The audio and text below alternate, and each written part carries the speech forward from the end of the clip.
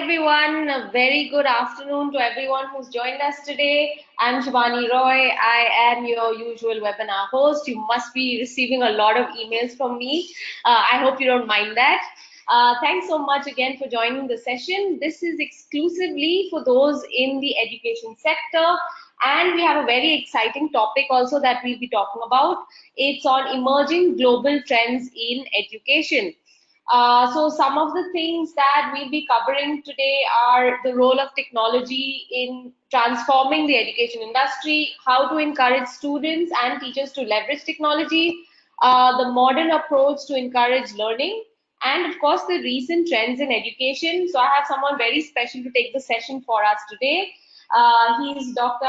Krishna Maram, and he's here to take us through this webinar. So Dr. Maram is actually many things. He's the chairman at Vision Digital India. He's the vice chancellor at Universal Digital University, the founder of Imperial College, visiting professor. So I mean, the list goes on, and I will in fact request Dr. Maram to please share a few lines about yourself and to carry on with. Good afternoon, friends. Thanks to Shibani and team at LeadSquared, and thanks to the technology for connecting all of us to share a few thoughts on the topic, which is very relevant as an educationist, that is the global trends in education. So we are going to cover a few aspects like milestones of the growth of the Indian education sector, as well as the global trends, and also the latest things which are happening across the world. And also we will see how this industry is moving and what kind of opportunities each one of us will have in this emerging field. Since as an educator, we have a very important role to play, and definitely this interactive session will help us to take into some guidelines and also some learning aspects in the area of education. So before starting, I just want to give a brief overview about the 5 milestones which changed the education sector, India specific and also to the global. So the 5 milestones, if we talk, one is the mathematics, which is there as a foundation for every Indian student mindset. And the second M is the mindset of the people, especially when you talk about Indian people. The third M is the mobile, which changed the way we are looking. So this mobile, changed. Today we have a 7.2 billion people. Out of 7.2 billion people, we have closely 6 billion people using the mobile device. So the mobile is changing the way education industry is moving forward. And the fourth M, which is the middle class empowering of the people. Like today, when you talk about Indian population, out of 1.3 billion people, we have 60% of the population is coming into the bracket of middle class. So this 4 P's and the 5th P I will be giving you after some time. So these are all the major milestones which changing the scenario of the global education sector. So coming to the trends which are happening now. So when you talk about the Indian education sector, today we are the second largest education system in the world. So we have closely 38 million students who are enrolled into the education system in India. With closely we have 45,000 colleges, 965 universities, with a total market capitalization of closely 26 billion US dollars. And we are emerging as a leader in this sector. The reason is simple. Out of our 1.3 billion population, unlike any country in this world, so we have an advantage called the demographic dividend. So where 60% of our population is people who are below 30 age. That means in the coming next 5 years, India will have a largest student base compared than any country in this world. So this is going to be a great news for every educationist in the country, because the role what we are going to play is a very major role in the education sector.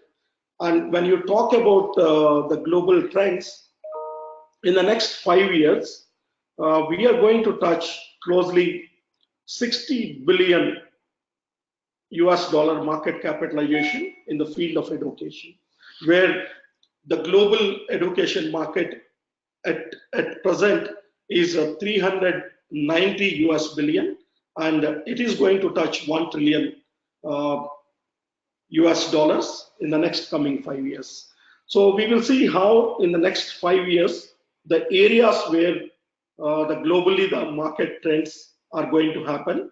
So when you talk about mobile technology, in the last 20 years, two things which changed drastically the way education sector is looking. One is the mobile, the second one is the internet. So internet is a 30 years history and mobile is just a 20 years history. And the penetration of mobile is, if you talk about the penetration, so there is no product in this world which penetrated like mobile, the reach to the common people. So now when you talk about the education system in the world, sorry, the oldest university of the world is Oxford University, which is 1,000 years old history. And when you talk about the leading universities like Harvard, like Stanford, MIT, these all more than 300 to 400 years old universities. But if you see the technology changes which are happening across the world, so the kind of numbers using the technology is going in a very rapid way. So if you look at companies like today, technology companies like Coursera, like Khan Academy, like edX, these companies are just less than 6 to 7 years old history, and these companies are having more numbers, the student enrollments, compared than Oxford or Stanford or Harvard. So these all happening with the possibility of using the technology. So what I'm trying to say in this talk is the technology is going to change the way we look at education industry. So if you talk about in the last 10 years, the most happening things what happened in the technology industry is, I think most of us, we follow two things across the world. One is the Forbes, the next one is Fortune. The Fortune magazine is known for the Fortune 500 companies. So every year the Fortune 500 companies list will come, which is published by Forbes and Fortune magazine. So the Fortune 500 companies, if you look 10 years back, the Fortune magazine, exactly out of these 500 companies, if you look at the top 100 companies, out of the top 100 companies, typically you have companies like FMCG, then you have companies like pharmaceutical, you have companies like steel. These are the major sectors in the top 100 companies of the Fortune 500 company list. But if you look at the latest 2019, the Fortune magazine, out of the 500 companies, the top 100 companies, today you have a 65% of these 100 top companies are technology companies. So what I'm trying to say from this example is the technology is moving forward and taking the major share in business in every industry, whether it is education, whether it is FMCG, whether it is media, whether it is the communication, whether it is cement, steel, or whatever industry. today the technology is going to play a very important role in the coming days. Sorry. So when you talk about the next 10 years, today we are, if you talk about Indian economy, we are a 2.6 trillion economy. And the next 5 years, we are going to reach the 5 trillion economy. So that is the dream of every Indian. And out of this 5 trillion economy, the education sector is going to play very major role in our Indian economy. The same way, if you talk about the global economy, we are a 100 trillion economy globally. Out of the 100 trillion economy, 20% of the share comes to the education sector, which is directly, indirectly contributing. So if you talk about 1980s, exactly 29 years back, the three things people used to give a preference in every house, that is the roti, kapda and makan. So today when you talk about the 2019, the century of the technology, today education become a common thing in everybody household. And the major economic changes are going to happen in this education sector, because what we are seeing in the last 15 years is, 15 years back, if you see any Indian family, for example, in every typical family situation, you have a 4 people, mother, father and 2 kids. Out of the 4 people, 1 person used to earn exactly 15 years back. And today, in 2019, every house in India, we have a 2 people to earn. That means 2 people are working in different industries and 2 people are earning. So in the next 10 years, the coming by 2030, every Indian house will have a 3 people to earn. So that means the spending capacity towards education is going to increase by each Indian family and each Indian. So the priority for education is going to happen. But unlike the traditional university degree education, what is going to happen in the coming 5 to 10 years is, because of the technology changes, because of today the availability of mobile, the availability of the internet at a cheaper rate.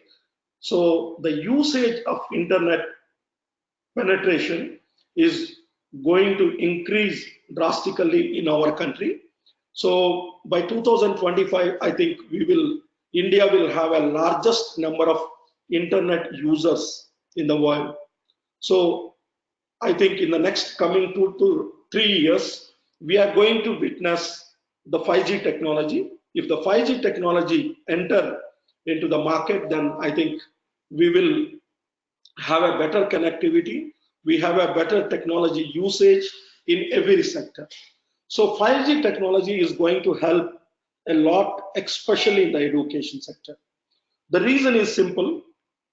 Unlike the traditional education system, where everyone in this world, especially the Indian mentality, is to have a degree with us. So slowly this change of this mentality is coming in the country.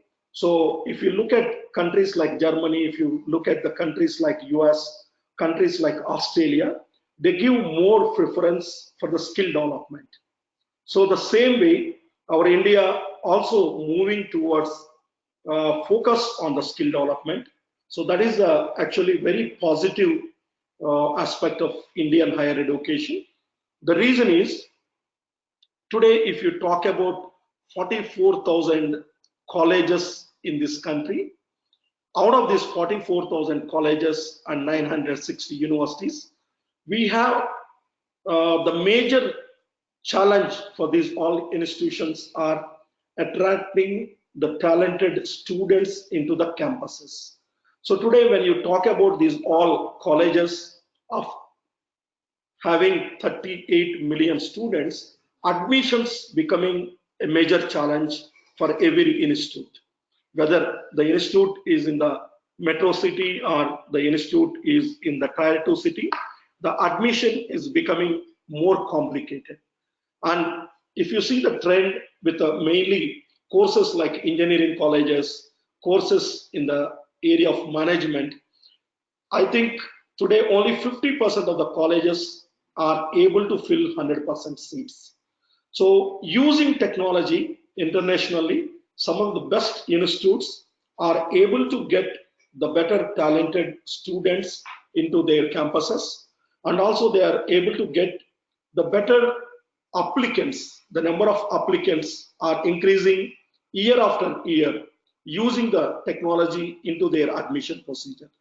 So these are the couple of changes I think are going to give a lot of importance in the coming 5 to 10 years.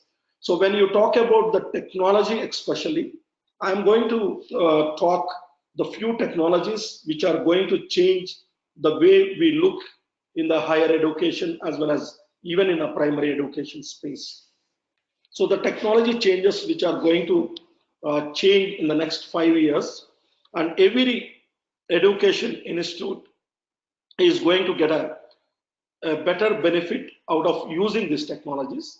So one is the cloud computing. The second one is, using the technology for the management of the institute, like the ERP solution, or maybe automation in their admission procedure, feedback procedure, evaluation procedure. Then the new trend is the blockchain technology, which is already across the world. A lot of the big universities, they are already started using and getting the benefit, because today when you talk about education today, the security and authenticity of the certification is more important. So these two technologies, along with the AI, the artificial intelligence, in every aspect of education institute, whether it is an assessment, whether it is an admission procedure, whether it is a feedback system, whether it is an evaluation, teaching procedure, all these, I think AI is going to enter every campus in this world, whether it is a primary education or the secondary education or higher education. And some of the government initiatives in different countries introducing AI from primary level is going to help bringing a good students to the university level. Because what normally we say, if the foundation is strong in a primary education and these students can able to enter into a higher education, then the better focus on the career goal. Also, they can able to concentrate more on achieving the better result will happen. So the government focus should be more on the primary education, because the primary education is like a compulsory education in the world, whichever country you see. Because without primary education, any country, they cannot achieve the economic growth as well as desired result when they look in a long-term perspective. So today, when you see some of the progressing countries which are doing extremely well, they keep spending a lot of money on primary education. They keep a lot of focus on the primary education. So especially when you talk about Indian schools today, so I think luckily we have a very good the primary education system available in our country. That is the reason today when you talk about some of the countries, especially when you talk about United States of America. So United States of America, the total economy of the country is closely 22 trillion. Out of that, 14% of the contribution comes from the Indian people who are living in the US. So these all because of the primary education as well as the roots which happen from India. These students are able to reach to US and able to enroll in some of the best universities like Harvard, Kellogg's, Wharton, and able to complete their higher education there and able to settle and able to reach to the higher positions in the corporate world.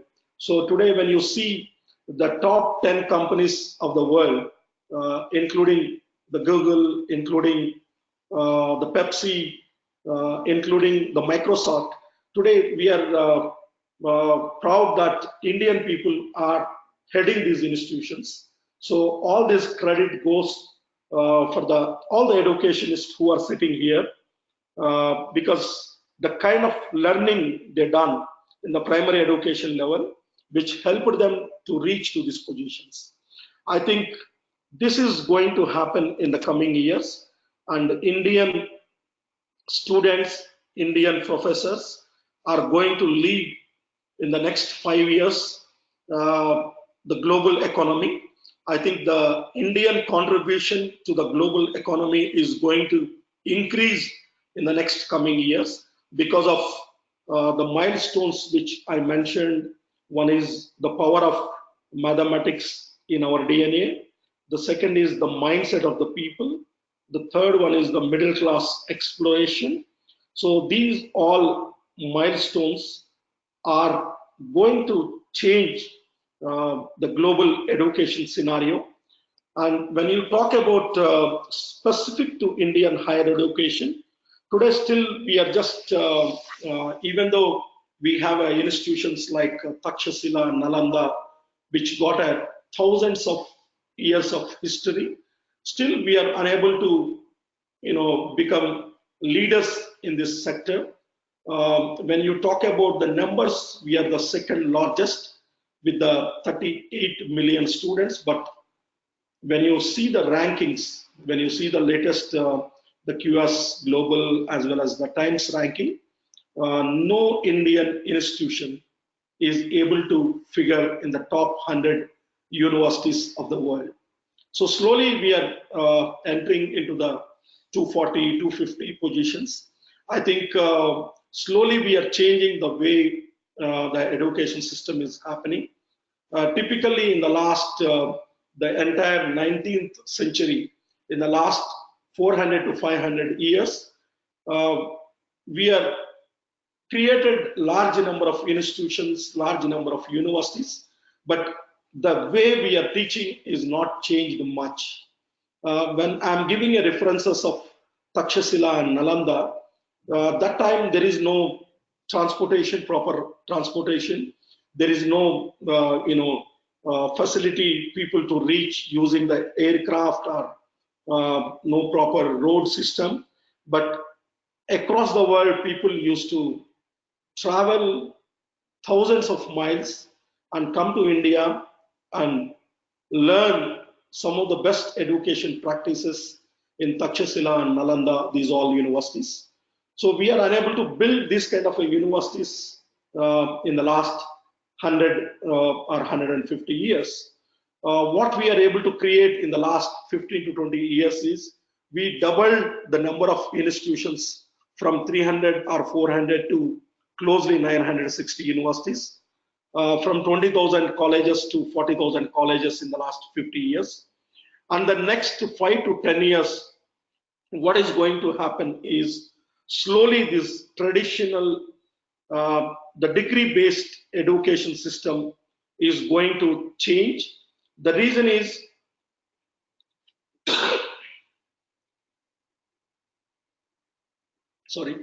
the reason is students, when they select the institutions, when they select the universities, the first question they ask is, especially when you talk about the higher education sector, the placement scenario, the placement salary packages.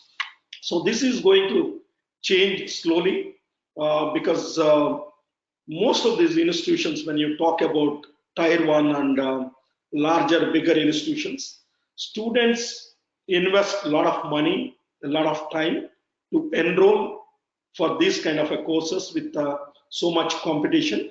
So their expectations also go in a similar way.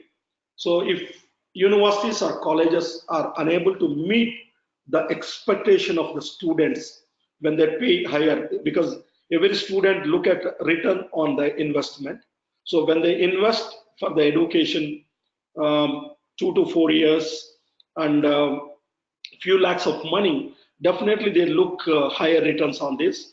So till now, most of our colleges and universities are working towards creating employability. So now in the coming years, because of the competition, we will try to change the way the education system is going. One is we will try to focus more on the learning thing than just creating a jobs. The reason is typically when you talk about the education system, not only in India, across the globe, we try to focus on one certain aspects. If I give a small example, if you talk about engineering as a field, so we will try to teach all the students who are able to become experts in engineering. So now slowly what is going to happen across the world is the multidisciplinary approach. So a couple of universities which started this approach, making the student an overall champion, learning multiple things is going to help. So when we talk about the digital economy, when we talk about the technology, so what is going to happen is the person with a multi-talent, learning engineering, learning science, learning arts, learning liberal arts, is going to create kind of a wonderful career in his life. So that kind of learning habits to be brought to the universities. So today we have a very few universities which are focusing on this kind of a learning platform.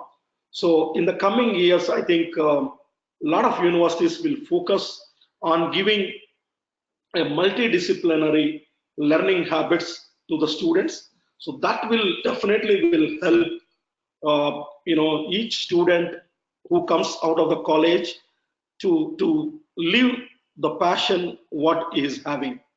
So for example, if I talk about science, a student with a science background will talk only on science. So if he learns as a student a liberal arts, combination of mathematics, combination of music, combination of arts, music and history, so this student will become more successful. The reason is simple. So today if you see the most successful startups of the world, the founders of these successful startups are coming with a kind of multidisciplinary education system. So they are coming from the liberal arts kind of a system where they can able to think beyond the four walls. Today, if you talk about companies like Uber, companies like Airbnb, these all they are collaborating with a multiple people, and they're able to create a kind of a great ecosystem wherever they started. So if you talk about Uber as an example, today Uber is one of the world's largest transportation system car rental company. But when you come to the fact, they don't own even a single tire of the car. And without that, without owning anything, they are able to bring all the people together, and they're able to create a wonderful system called Uber, a collaborative approach. We call this as a digital co-creation, and able to become a number one. The same way, the number one that hotel company that sells the hotels across the world, Airbnb, so they don't own even a single pillow in the hotel, but they are the number one, the hotel room selling company in the world. So that is a system.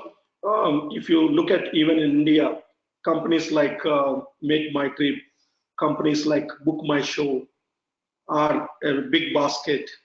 These all companies are the finest example of creating great ecosystem in collaboration. So the future is the collaborative approach. So if you talk specific to education, today a company which is just 10 years old started from a small office, and Baiju is one of the best example what we can give. So today Baiju market capitalization is closely 8 to 9 billion US dollar, and which is the finest example how the Indian education venture can go to the globally and able to get a funding from some of the best companies, including the Facebook, including from person like a Warren Buffett, would like to invest in companies like Baiju. So I think in the next 5 to 10 years, we will have a more, unlike the university or college system, we will have a more companies which are going to create number of jobs, going to create a wealth is a startups in specific to education. So how these companies are going to focus is, when I was talking about AI, when I am talking about robotics, when we are talking about blockchain technology, when we are talking about cloud computing, so these companies are going to bring this technology into classroom. These companies are going to bring this technology into universities. So ultimately, each student enroll in this university and colleges are going to benefit these technologies, learn these technologies, and can able to implement these technologies in their job when they come out of their campus. So these are the technologies are going to create large number of job opportunities in coming years. So when you talk about specific to, I just mentioned the 5G technology. The 5G technology is going to enter in a global market in the next 2 to 3 years. So the estimations by some of the best consulting companies of the world is the 5G technology alone is going to create 5.5 million new jobs in the industry. Normally, in education sector, normally when we teach to students, and today the mindset of the student is thinking that jobs are going because of the technology, because of the automation. So everywhere, whenever you refer a paper, when you refer internet, when you refer the social media, people talk about companies minimizing the employees, companies, decreasing the size of their staff. So these are the common things which are happening, and people think this is because of the technology changes. But if you talk about the facts, actually for each technology, there is an opportunity. Every technology which comes to the market will create millions of jobs. So when I'm talking about robotics specific, everyone talks that robotics are going to take the jobs of the people, but it is not going to be a fact. The reason is the human which is going to build this robot, the human which is going to drive this robot, what to do, what not to do. So what I'm trying to say is every technology aspect is going to increase the productivity of each industry. Today, if you talk about the banking industry, today if you talk about healthcare industry, today if you talk about the third I'm mentioning as an education industry, there are key milestones which happen, and because of the technology, because of use of the technology, these all industries are growing faster than other industries. So today when you talk about banking, so today we have the best banking system available in the world because they adopted technology in the practice.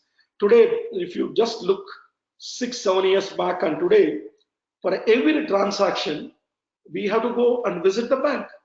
Today, we hardly go and see the bank. So it is going to happen much faster in multiple sectors. So these all changes in multiple sectors going to increase the job opportunities for the youth.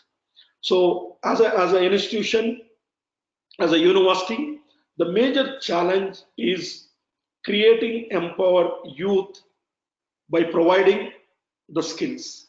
So now using this technology, if you can able to empower, if you can able to make this youth into work in any industry, and I think the passion, our goal will be reached. So when you talk about the current scenario, so the moment you open any newspaper or when you just listen to the news, people talking about the 2019 as a year specific to India, we have our lowest employment opportunities, and the second, we talk about the economy where we are we are unable to reach the dream double digit growth. But the coming days, I think this is a testing time for every industry, whether it is a small, large, or multinational company, is to wait for opportunity. And definitely, I think the way we are going, the key aspect is if you talk about economy slowdown, the jobs are not there, then why the Sensex is going up? So the yesterday Sensex is the record till now. So that means in a Sensex, the global investors look on different aspects of the country.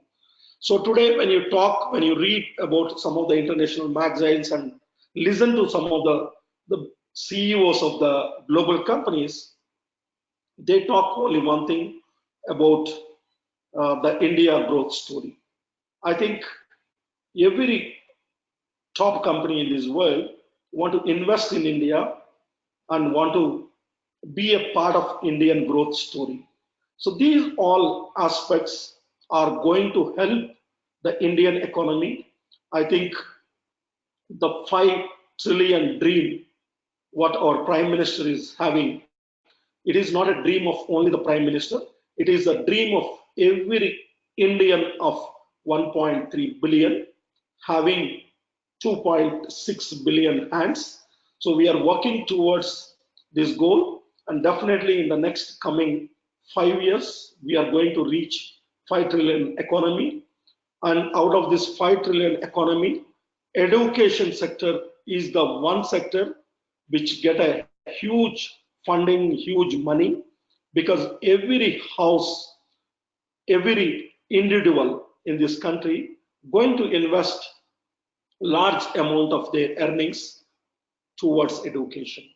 Because now every family is realized, apart from roti, kapda and makan, education is a must.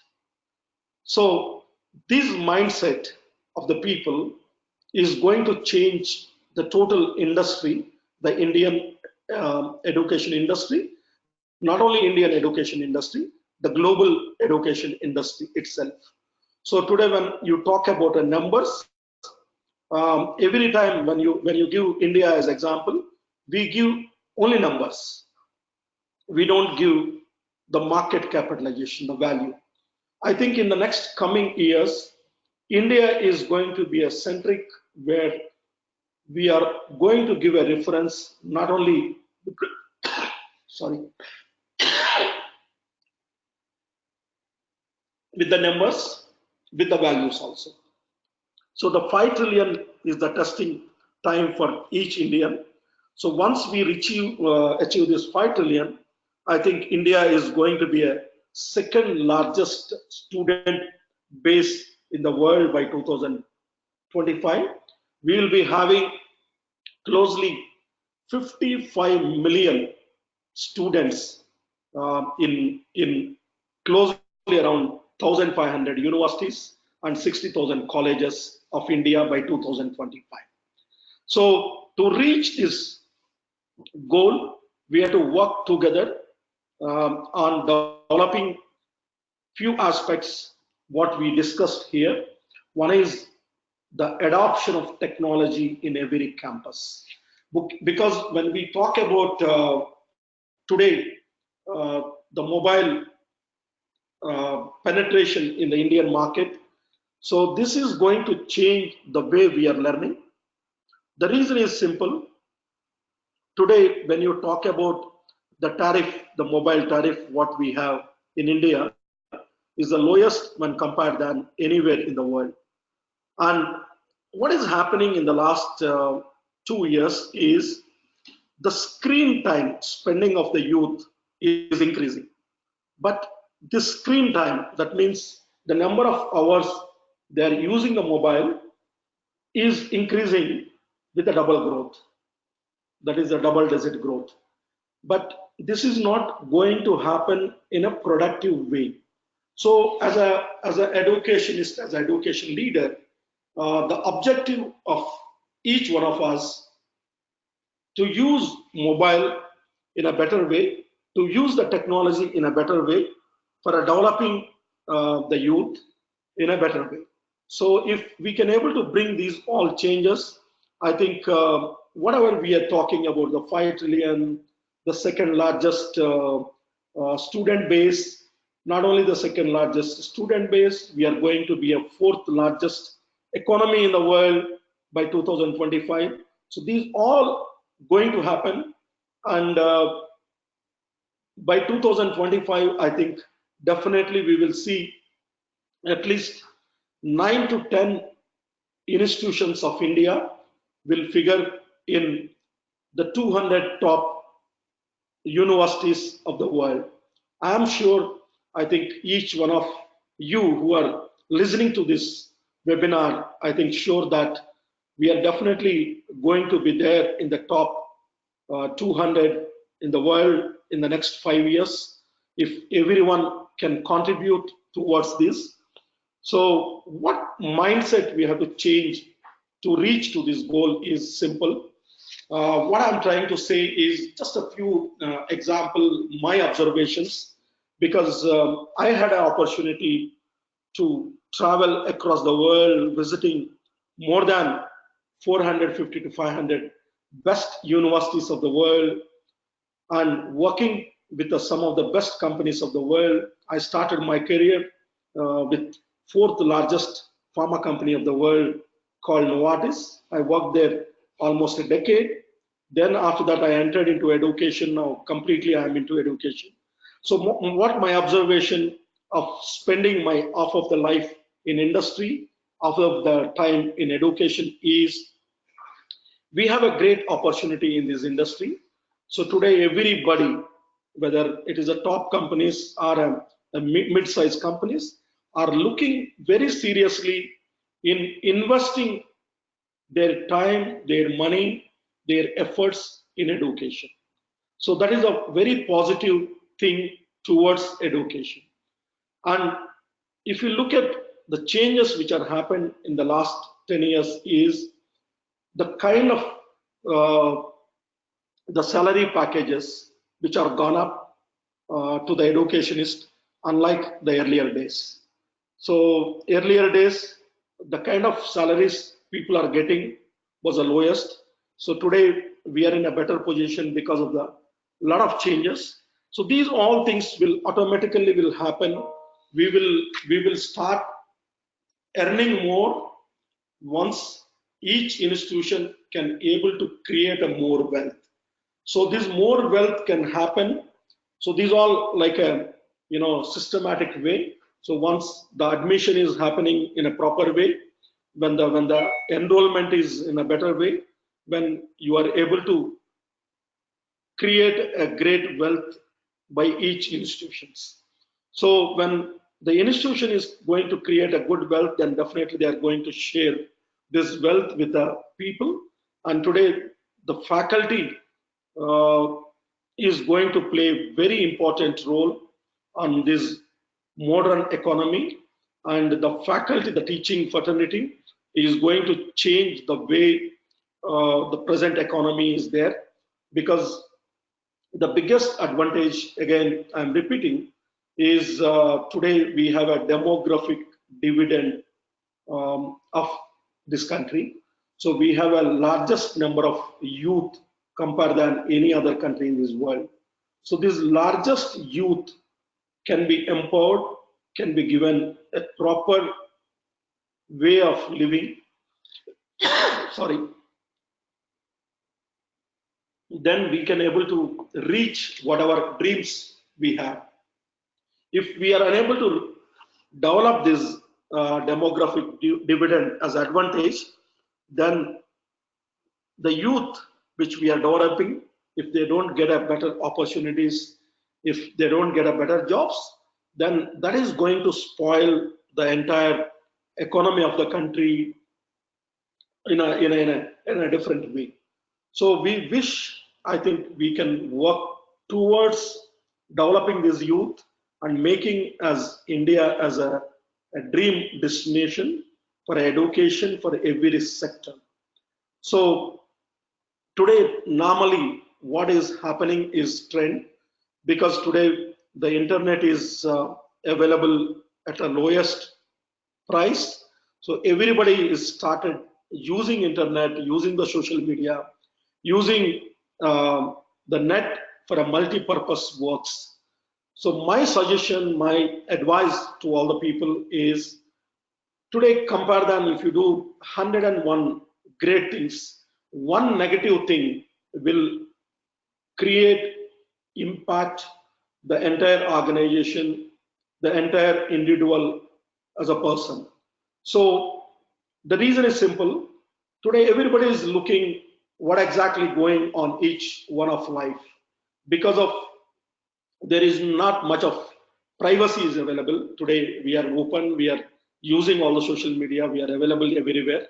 So today what is happening is, instead of looking at other people, if we can concentrate on our self development, what I can contribute to this nation, what I can contribute to this student community, if you can develop individually each one of us, then I think definitely we are going to become a leaders in this world. The reason is simple. The God is, given a life as a human for us. And if you look at today with the 7.4 billion people, you have your own identity. No finger can match any other finger. So you have the USP of your own, the finger thumb. So use this for a great purpose, and definitely with the available technology, with available positive mindset, and the kind of opportunities what we have, definitely we can able to reach a greater milestones, and definitely we will get back the days of Takshashila and Nalanda in India, and we can able to create a wonderful institutions with the help of people who are there. And that time, I think in the next 5 to 10 years, entire world will be looking forward India as an education hub, and people will be applying at our universities and coming to our colleges to learn from some of the best people available in this teaching profession. So these are the few thoughts I have.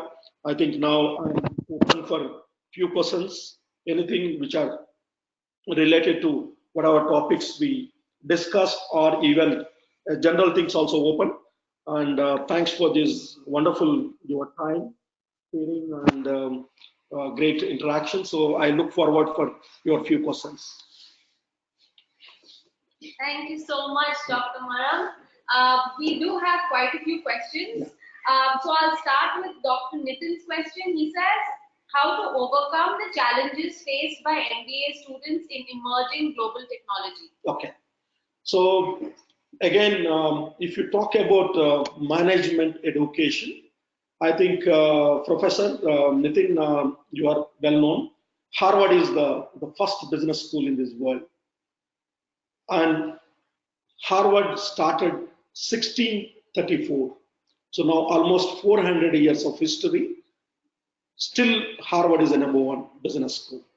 The reason is they're changing their curriculum as per the industry needs. So in every classroom in management, we normally, bring cases of Harvard Business School. The reason is simple. The reason is Harvard follows the current trend.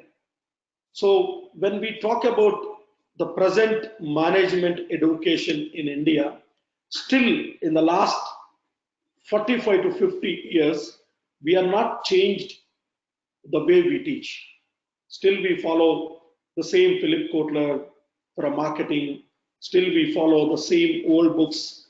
Nothing is changed in the last 40, 50 years, just only the cover page of the book. So what I'm trying to change in the last 10 years, there is so much change in the technology, so much change in branding, marketing, and in management.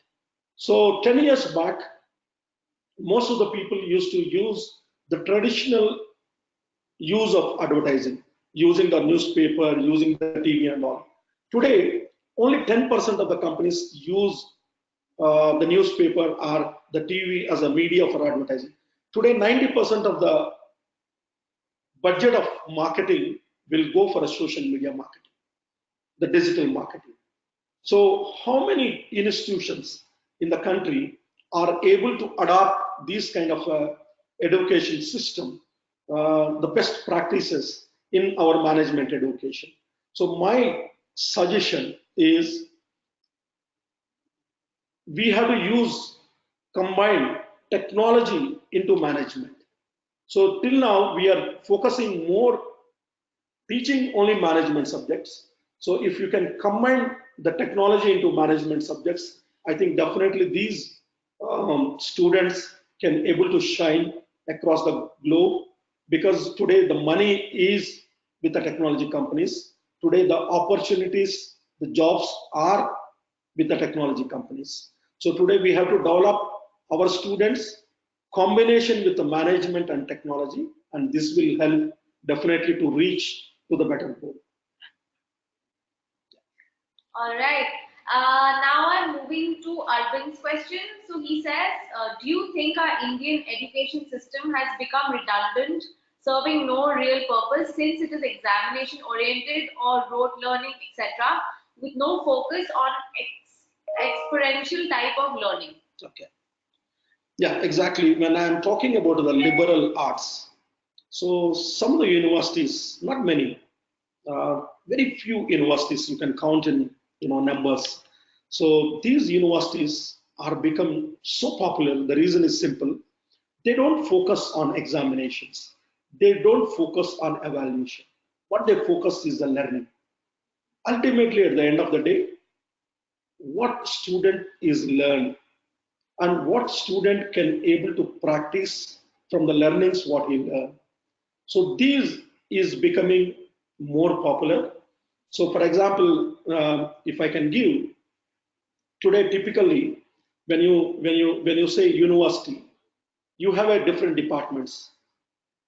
So you have a management department, you have an engineering department, you have a law department, you have a chemistry department, you have a physics department, you have maybe history department, English, communication department.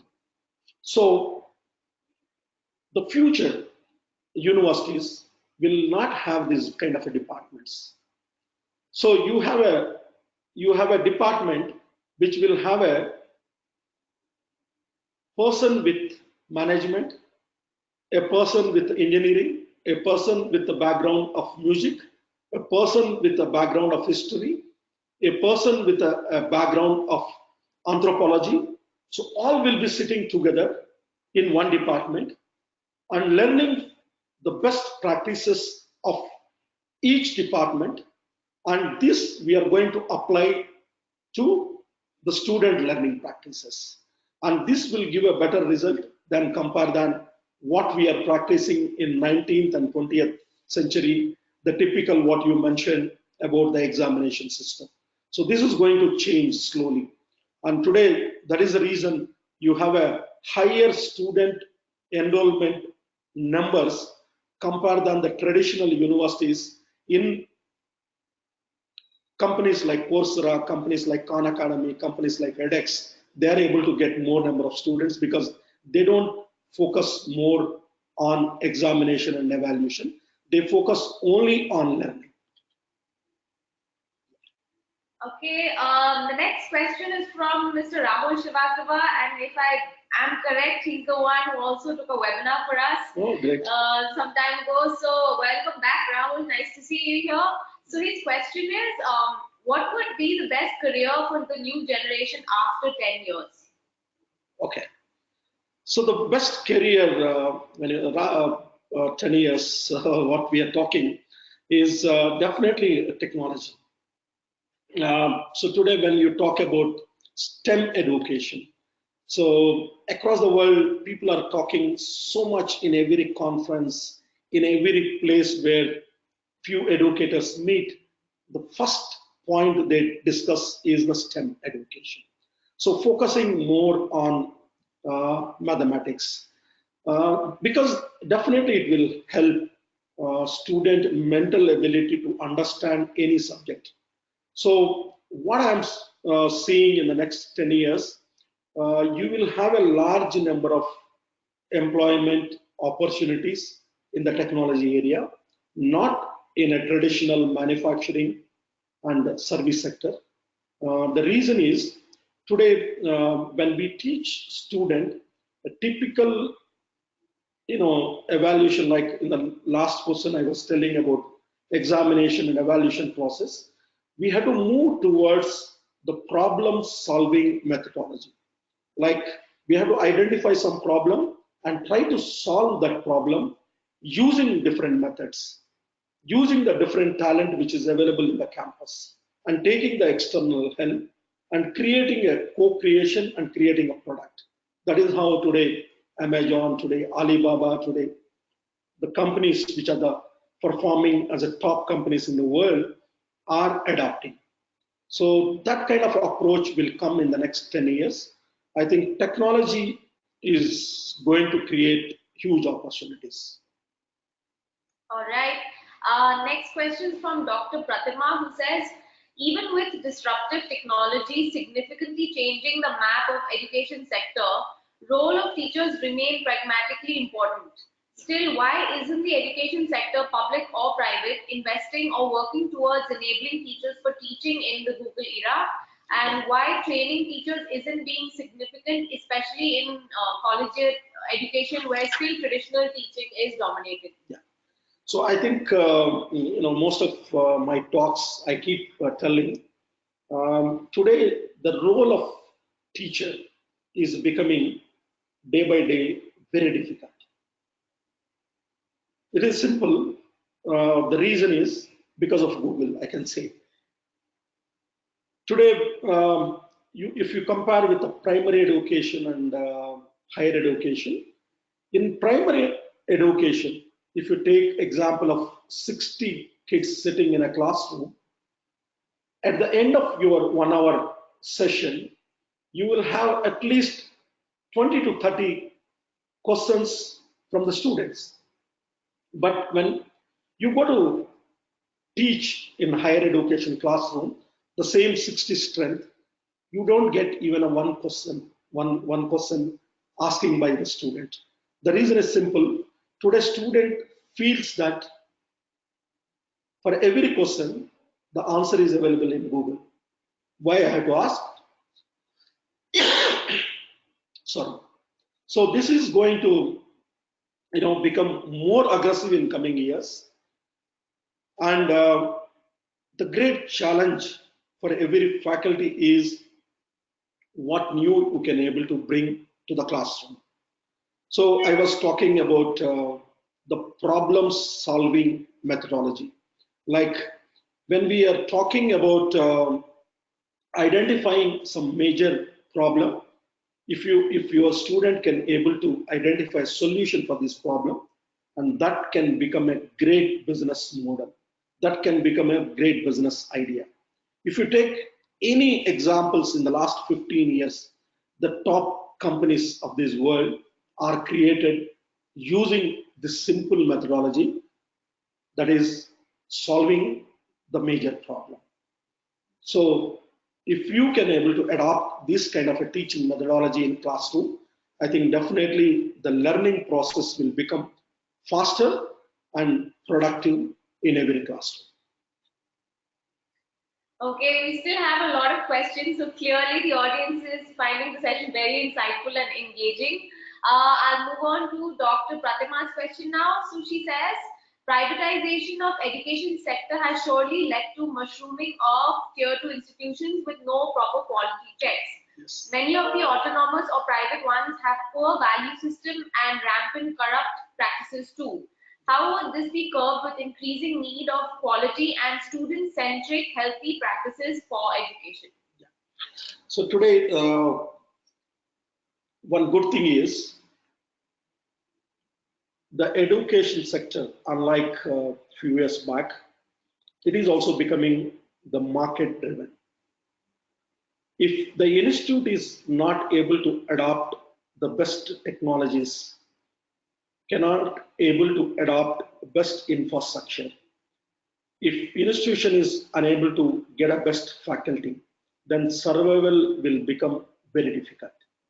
It is not like 10-15 years back where students will be waiting for admissions. Today they have a multiple options. Today people are traveling across the world to learn. If you talk about the number of students in US universities, India is the second largest student base in Indian universities, in US universities, after the US students, the local students. So till last year, the China is the second. So India is overtaken the Chinese strength. So if we are unable to bring the best practices which are available globally with some of the leading institutions and universities of the world, then survival will become very difficult. So your question, when you talk about mushrooming of institutions, we are seeing in front of us every day, at least 5 to 6 institutions are closing in this country because they are unable to compete with the latest trends. They are unable to compete with the best practices which are available. That is the reason the students are not coming. So ultimately, the market will decide which institution is best, and for that there are so many factors. So the major factor is the faculty, definitely, no doubt. Today, when you talk about the top universities of the world, the top universities are able to become a top because of not buildings, it is because of the people, the teaching fraternity, they are able to reach to that position. Today, India is able to produce the Nobel laureates, and India is, going to create much bigger things. So definitely, I think we need not to worry about increase the number of institutions. We have to worry about how we can improve the quality and compete with these institutions. All right. This question is from Miss Anjana Singh, and she says, please elaborate on how blockchain technology can be used in the education sector. Okay. Yeah, Anjana, when you see the global trends in the next coming 5 years, I think compare than AI, compare than cloud computing, compare than robotics, blockchain is going to be a major creator of the wealth, creator of the jobs. The reason is simple. Today, people, looking for more authenticity. That is the reason this blockchain technology is, discovered. And when you talk about a blockchain, normally people get confused with the cryptocurrency. But cryptocurrency is one of the product of blockchain technology. So blockchain as a solution, education industry is going to get maximum benefit out of this technology because every institution, whether it is a university or college or primary level, the certification is more important. So using the blockchain technology, every certificate is authenticated, and this will shorten the time of for example, if the student is going to US for higher education, earlier it used to take a minimum 1.5 to 2 months to get verified whether this student is from this college, whether this mark sheet is a genuine, the credential is correct.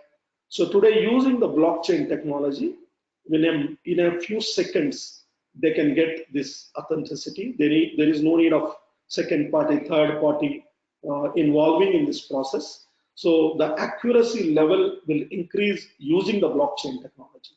So not only in education, every sector is going to use the blockchain technology. It is going to be a next $1 trillion industry. All right. The next question is from Felix Arokia. I'm sorry if I mispronounced your name. So the question is, what are the roles of universities and higher educational institutions in ensuring quality education, especially during privatization of the education sector? Okay. So today, when you talk about specific to Indian higher education, we have closely 980 universities. So out of that, we have a major private universities. So the role of private universities comparing than government universities, one is the fee structure. So all the government university fee structure is much lower. The reason is simple. They are unable to give the best quality and inputs. What I say is return on investment of the student. So typically today, every student is looking a better university where he can get a better return on investments. So that is the reason the admission process, the number of admissions are happening in private universities are increasing year after year.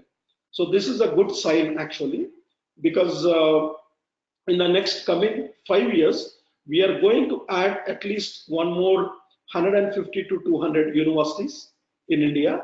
So for a survival of these universities, we have to maintain certain quality standards, and we have to bring some of the best programs which are available currently across the world.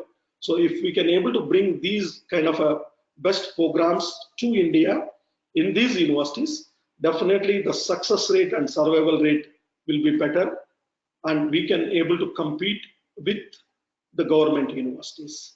So today the government universities, their lack of faculty, their lack of better infrastructure, they are unable to provide a best the technology advantage. So where as a private university, we have advantage of giving all these things to our students. So with these, actually, we have to take this as advantage, and we have to use making our universities as the best universities in the world. Thank you. I'm moving on to the next question, and the questions keep coming. No problem. Please bear with us. Yes. The next question is from Sirisha Naresh, and the question says, the internet has made the world small, Yes. aping Western style primary education. What do you think would be the impact? Okay. Yes, when you talk about the major penetration of internet penetration which is happening across the world, you are right. Today, currently, with the usage of 5.5 billion mobile users, 60% of our mobile users are using internet, and slowly we are moving from basic phone to the smartphone. I think in the next 5 years, we will have a 90% of mobile users using the smartphone, and we will be growing at a double-digit growth, our internet penetration. So the learning and also the most of the day-to-day life aspects are going to happen using the internet. I think even when it comes to the education also, unlike today the traditional classroom kind of a thing, the Future thing is going to be a blended learning where student will come to campus, learn from the best faculty. Then couple of things will be combined with as a blended learning model where you give your lectures using the technology, and internet is going to help this aspect. So if as a faculty, if you are teaching in one institutions in a traditional way, using this internet advantage, you can become a global professor. You can reach from 60 classroom to 6 million people across the world if your content is great. Okay. The next question is from Mr. Amit Kumar, and then he says, what would be executive education scenario in the next 5 to 10 years? Okay. So when you talk about globally, all the leading universities, the top universities are entering into executive education. The reason is simple. Today, once student complete his graduation, he is more worried about whether he will get a job or not. So he will concentrate more on getting into job. Once he start earning, the next thing what the student will be looking is enhancing his like qualifications.